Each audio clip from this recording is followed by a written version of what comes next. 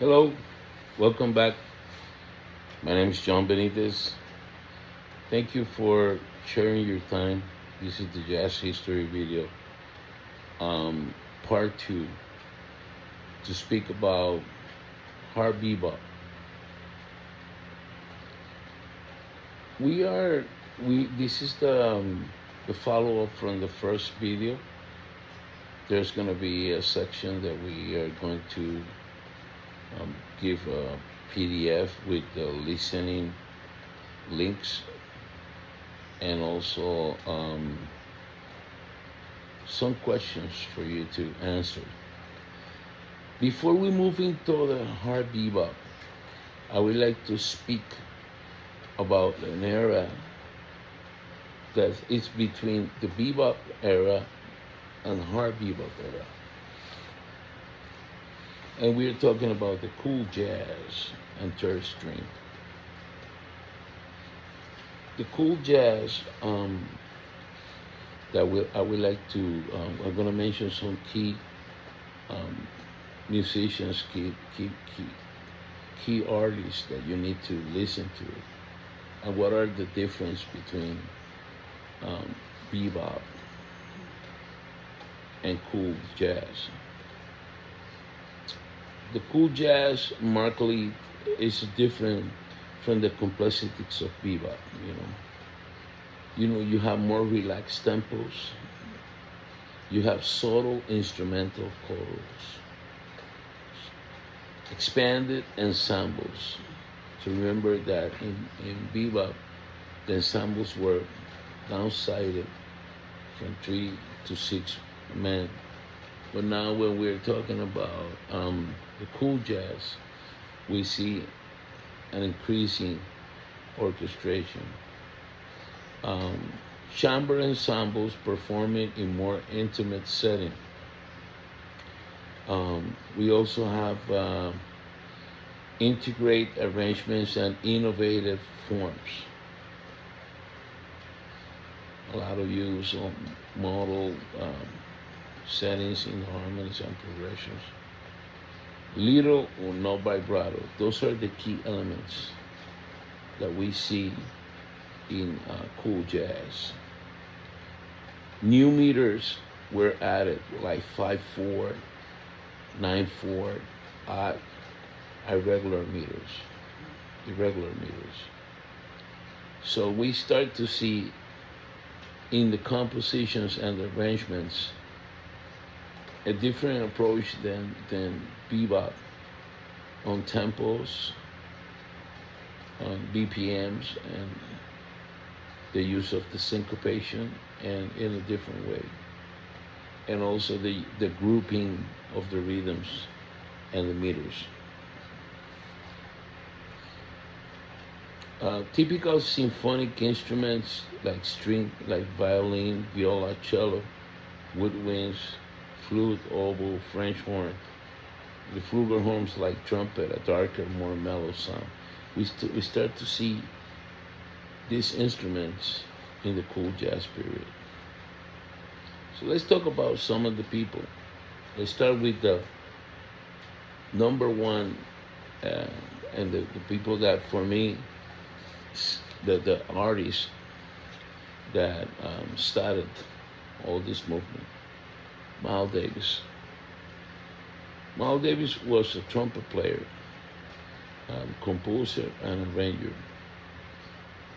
He was a very innovative band leader. He, although he came out of the bebop thing, it's amazing because Miles Davis will see that he transcended many, many of the eras of jazz, and he still his music and the legacy of all the band leaders that were forming his ensembles. They still, up to this day, they are making a huge impact in the history of jazz.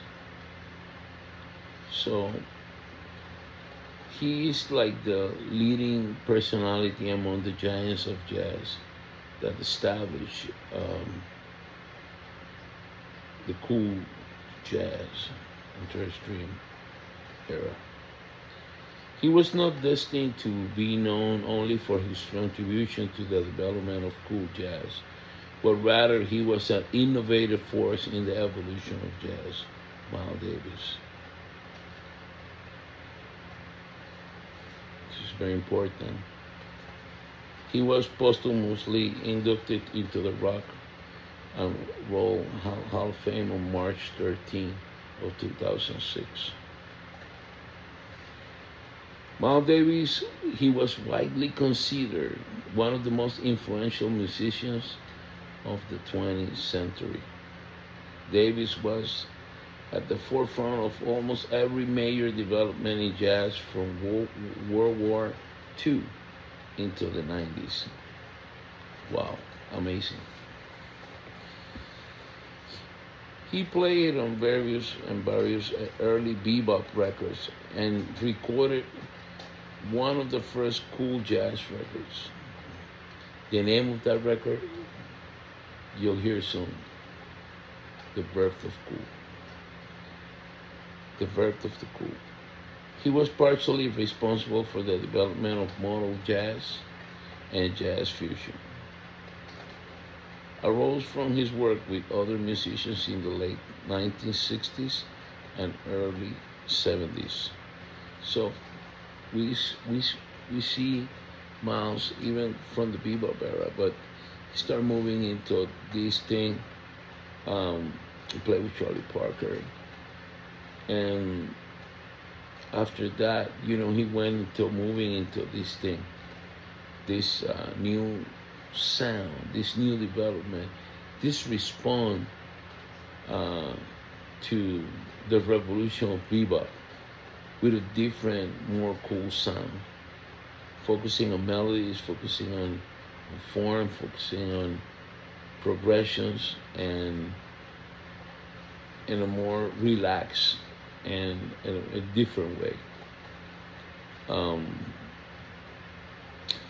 He belongs to the great tradition of jazz trumpeters that started with Buddy Bolden and run through Joe King Hollywood, Louis Armstrong, Roy Eldridge, and Dizzy Gillespie. He belonged to that, all those heroes,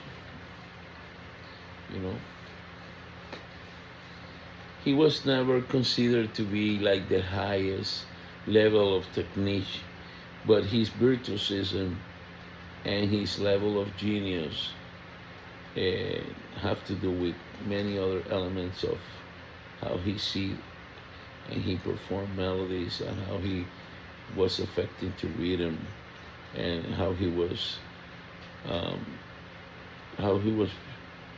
perfect in choosing the right people to perform his music. His greatest achievement as a musician, however, was to move beyond being regarded as a distinctive and influential stylist of his own instrument and to shape whole styles and ways of making music through the work of his bands, in which many of the most important jazz musicians of the second half of the 20th century made their names. This is very important. Miles Davis is important in the development on the improvisational techniques incorporating modes rather than the standard chord changes. It's a very musical approach, very lyrical, very melodic. Davis' tone is straight with very little vibrato, long tones, epitomize the cool attitude. Many critics consider his album Birth of the Cool as the beginning of the cool jazz. So it's important that you check out. One of the questions, what's the record that marked the difference and started the development of that era and that period of the cool jazz? We could mention and say the birth of the cool, Miles Davis. Always searching for new, fresh, exciting ways to play his music. He also was a friend of Jimi Hendrix, and they were going to record an album together. Then Hendrix died, you know. Of all the stylistic periods contributed or initiated by Davis, it was the cool period which is more connected. That's very important. Another musician that we should check from this period is Gil Evans. Gil Evans was an arranger, composer, pianist, and a band leader. His arrangements made use of string instruments as well as non-traditional jazz instruments. He was strongly influenced by Duke Ellington. The music of cool jazz was much associated with Gil Evans as an arranger, orchestrator, and composer. His contribution to cool jazz was as important as Miles Davis. I should also mention Dave Brubeck and Paul Desmond. Dave Brubeck was a piano player. Much of his music employs unusual time signature meters. Meters are irregular meters. 5/4, 7/4, 9/4. His longtime musical partner, alto saxophonist Paul Desmond, wrote the Dave Brubeck Quartet's most famous piece, Take 5, which is in 5/4 time meter and has endured as a jazz classic. Brubeck experimented with time signatures through much of his career, recording pickup sticks in 6/4, on square dance in 7/4, and blue rondo a la Turk in 9/8. So, if we could say which tunes showed the odd meter element and quality and used on Dave Brubeck music, we could say Take 5, Sticks, Union Square Dance, and Blue Rondo a la Turk. In 1954, he was featured on the cover of Time magazine's the second jazz musicians to be so honored. The first was Louis Armstrong. This is very important. I should also mention Paul Desmond, alto sax, known to have possessed an very idiosyncratic wit. He was one of the most popular musicians to come out of the West Coast cool jazz scene. You could say also cool jazz performers, modern jazz quartet, using piano, vibraphone, bass, and drums. Gary Mulligan, baritone sax, and you should check out the record, Line for Lines. Classic sample in the cool jazz repertoire. Gary Mulligan. Stan Getz, tenor sax, with Astrid Gilberto, the girl from Ipanema. He was also credited to being one of the pioneers of the bossa nova. Chet Baker, trumpet, flugelhorn, specializing in relaxed, even melancholic music, very melodic, beautiful solos, also great singer. West Coast jazz. This is in the late 1940s that we are speaking. We could say that the place was called Lighthouse at Hermosa Beach. It was the center of many of these concerts. Competition between East Coast and West Coast cool jazz, we could see that was happening too. Took place. Most of the West Coast musicians, white They were white, associated with swing band tradition. We could see those are the characteristic things of the West Coast side of the jazz. Most of the East Coast musicians, African American, associated with the bebop style. So we see a lot of movement within the more Caucasic or white, um, musicians that they were coming out of the swing tradition and they went to the cool. West Coast musicians working in Hollywood studio orchestras. We see all that environment in the cool jazz era. Influences of Western Europe, classical music. Then we start to see the third stream, which is a melting pot between elements of jazz and the 20th century art music. So we see extension of the cool compositional style. And we could mention, I'm going to mention here Gunther Schuller, one of the key figures in contemporary classical music. Schuller coined the term third stream in a lecture describing a style that is a synthesis of classical music and jazz.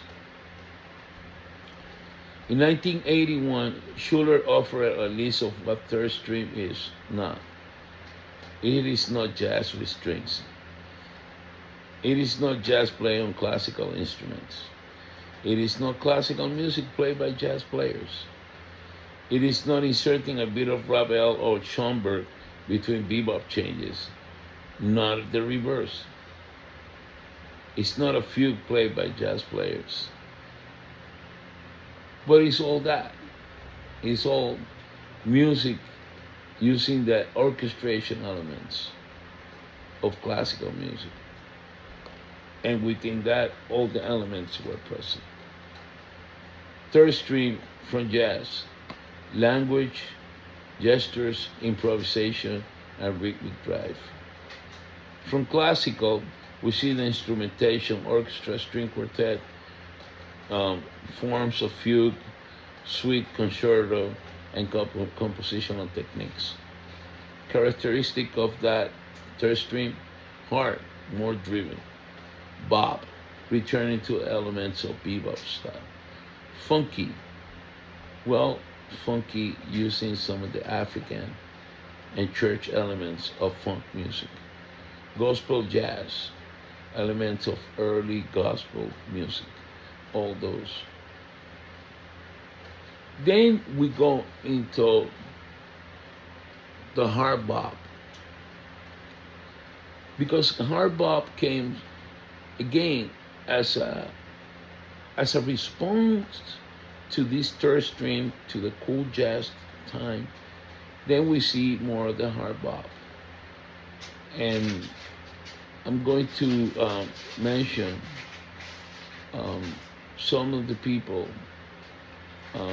that move into the hard bop.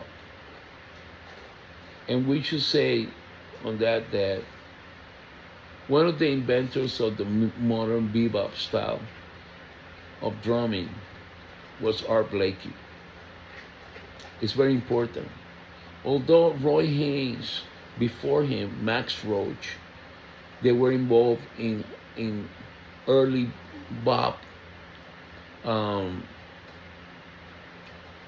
Very important. They worked with everybody. Charlie Parker. They worked with all the greats.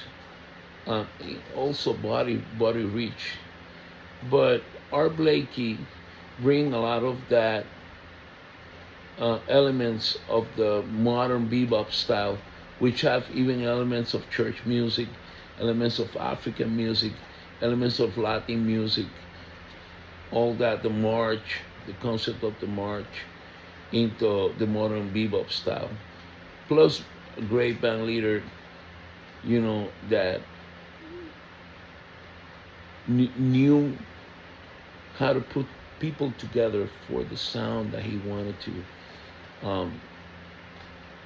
communicate with the people. So he formed a group called the Jazz Messengers.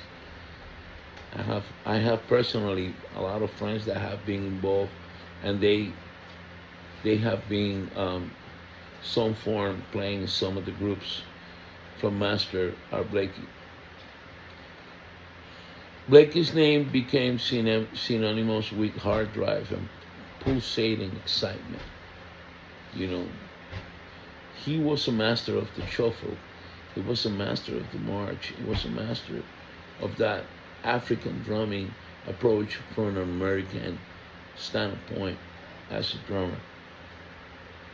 So, along with pianist Horace Silver, he formed a group called the Jazz Messengers. So he got together with Horace, and Horace was coming out of the gospel, coming out of that churchy, funky, and groovy style of jazz and soulful. And they formed a group called the Jazz Messengers. Over more than 30 years, his band, the Jazz Messengers, included many young musicians who went on to become prominent names in jazz, just like Miles Davis, just like all the greats, you know. Blakey's group is equivalent only to those of Miles Davis in this regard. His brand of bluesy, funky hard bop was and remains profoundly influential on mainstream jazz. Art Blakey. Records that you should check, I'm going to mention some of them, but some of the bands with Bobby Timmons, and I should say, check out everything that he did with Bobby Timmons, with Horace Silver, with Freddie Hubbard, you know. Also, One by One. Art Blakey had many recordings that you should check. Horace Silver, the piano. He's known for his distinctive, humorous, and funky playing style, and for his pioneering contribution to hard bop. He was coming out of the school of churchy gospel, funk, and Latin influencing his playing. His quintet served as a model for small groups during the 50s and the 60s. He trained many young players, an excellent composer and arranger. I'm going to mention also that period, Charles Mingus, bass player. I happen to be blessed to have the privilege of having Mingus bass in my house for a period of time, because I recorded 2 albums with Mingus Big Band, and Sue Mingus gave me that opportunity. Sue Mingus is the widow. She just passed last year, passed away.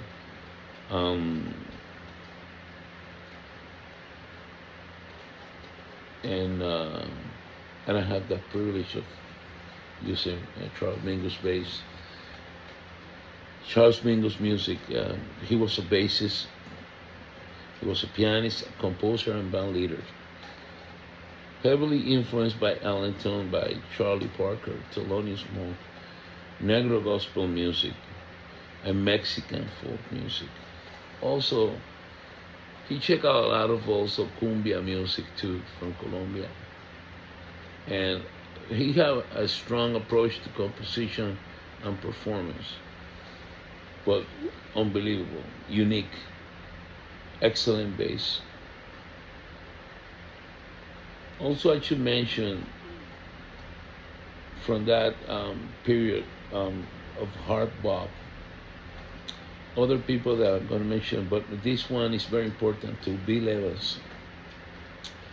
He's one of the most famous and influential American jazz pianists of the 20th century. His use of impressionism, harmony, his inventive interpretation of traditional jazz repertoire, and his syncopated and polyrhythmic melodies lines influenced a generation of pianist players. His works continue to influence pianists, guitar players, composers, and interpreters of jazz music around the world, also bass players too. He moved to be the head of the jazz community when asked to join the Miles Davis group in Kind of Blue album.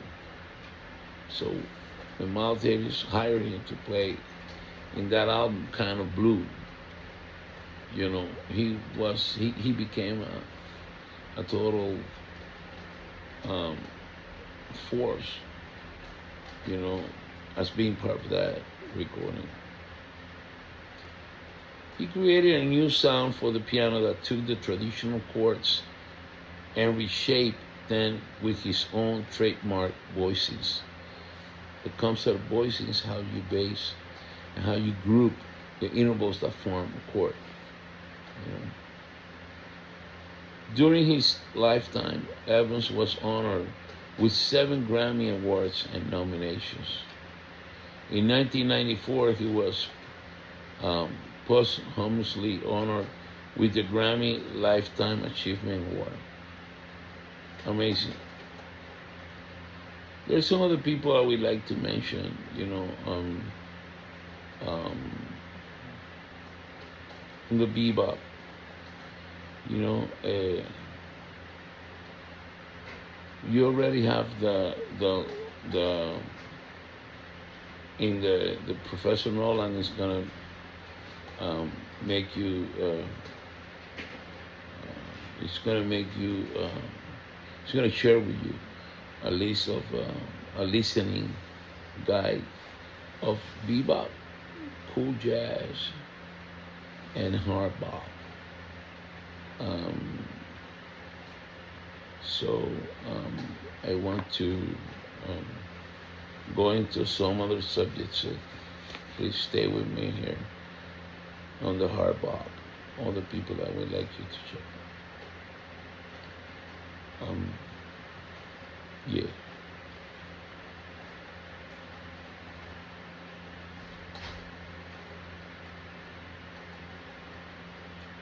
Mm-hmm.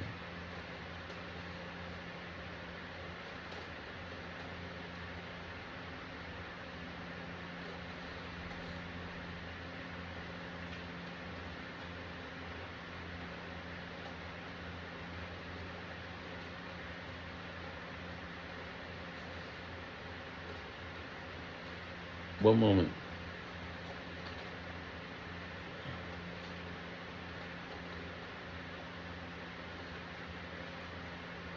Trying to locate here. Don't forget to do the listening part. Very important too. We're gonna do.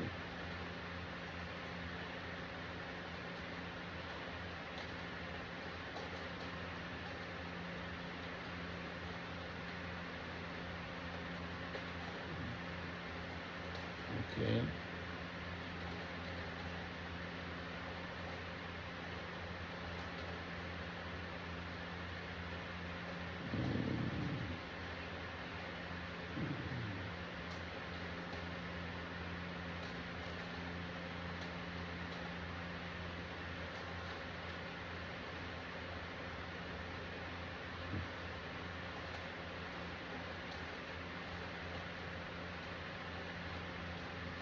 Thank you. You like my shirt? It's beautiful. Jimi Hendrix. So, yeah, I'm looking here for,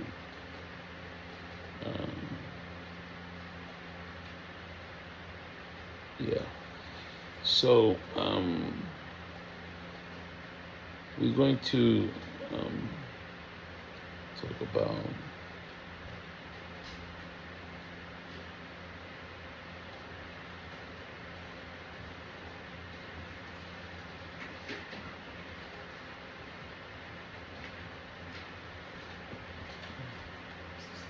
so there's some other people that I would like to share with you At this moment, I cannot find something here.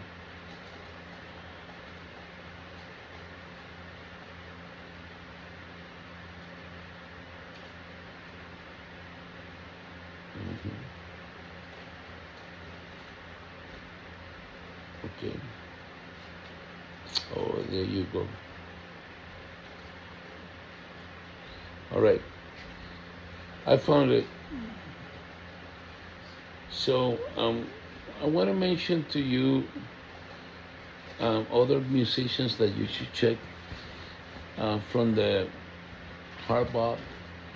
One of them is Tad Dameron. Tad Dameron. I apologize for the waiting before. Tad Dameron.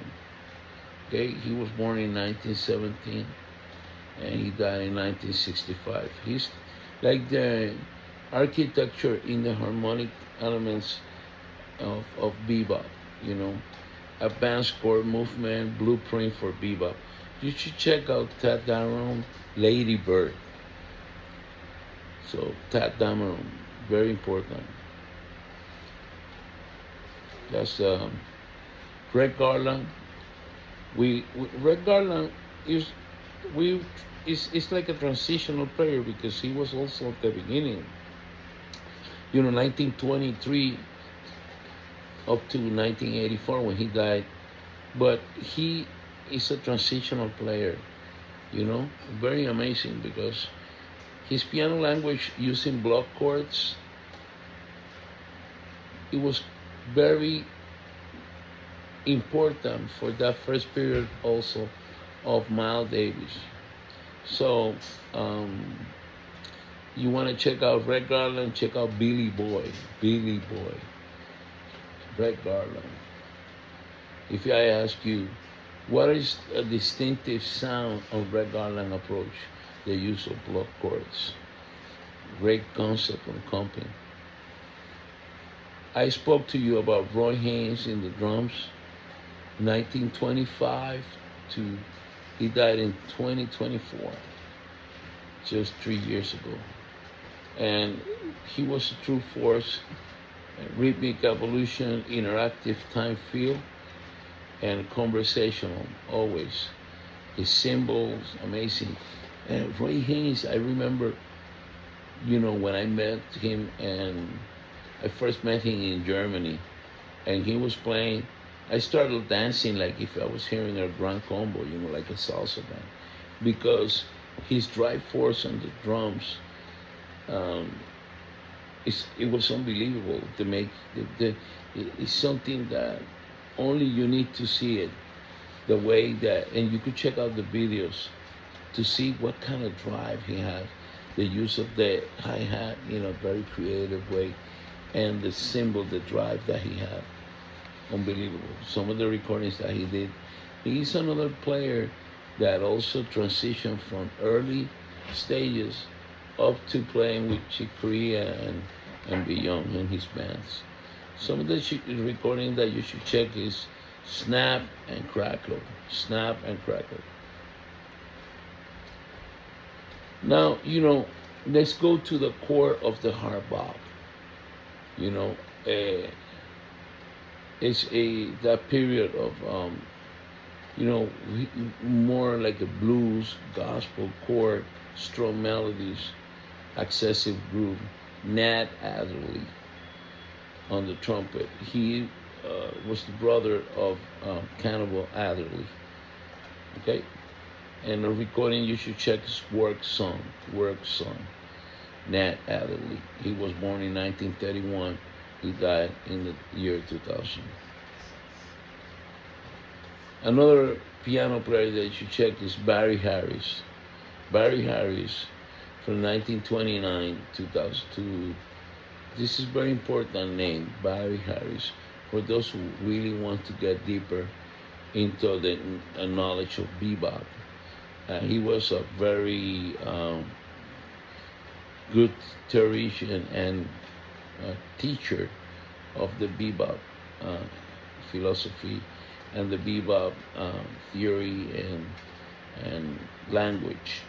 Okay, So he developed a bebop system to explain about the theory involved on the bebop. He worked a lot with voice leading and improvisation logic. He developed a system to explain the improvisational aspects of bebop.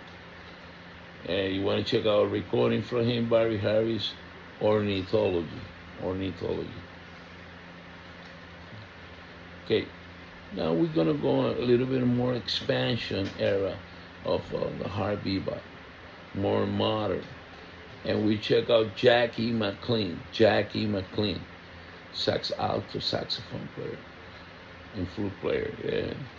And one of the things about his style is edge and expression, avant-garde direction in his playing.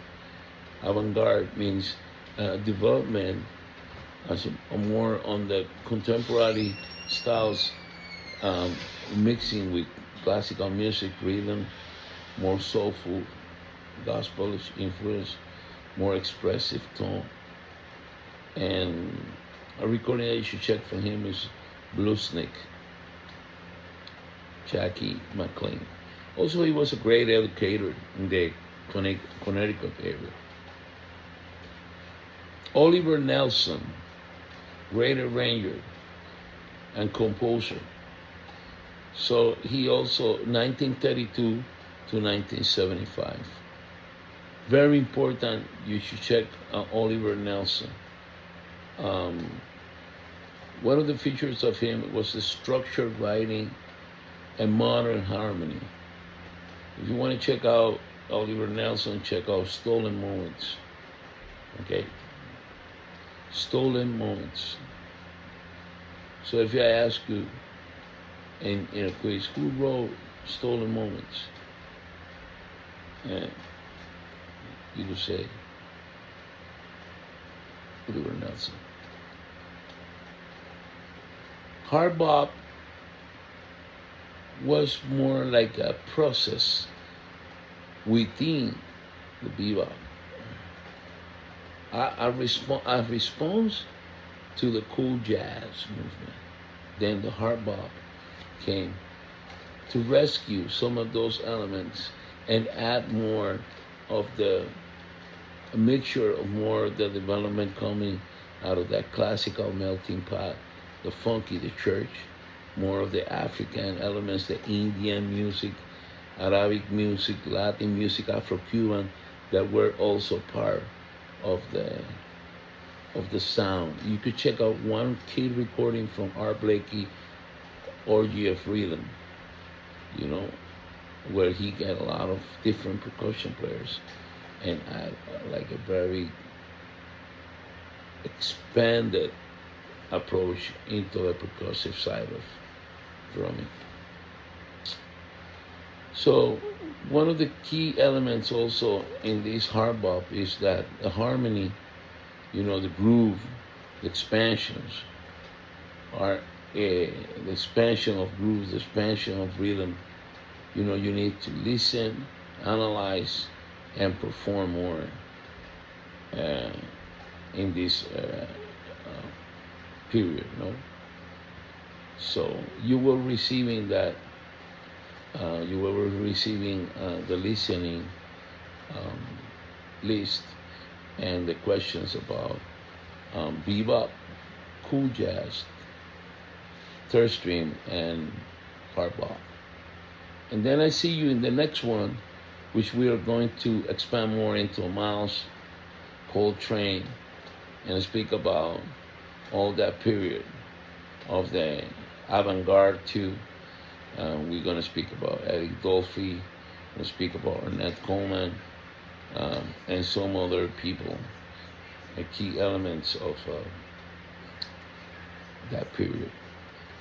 Thank you. See you soon. See you Monday.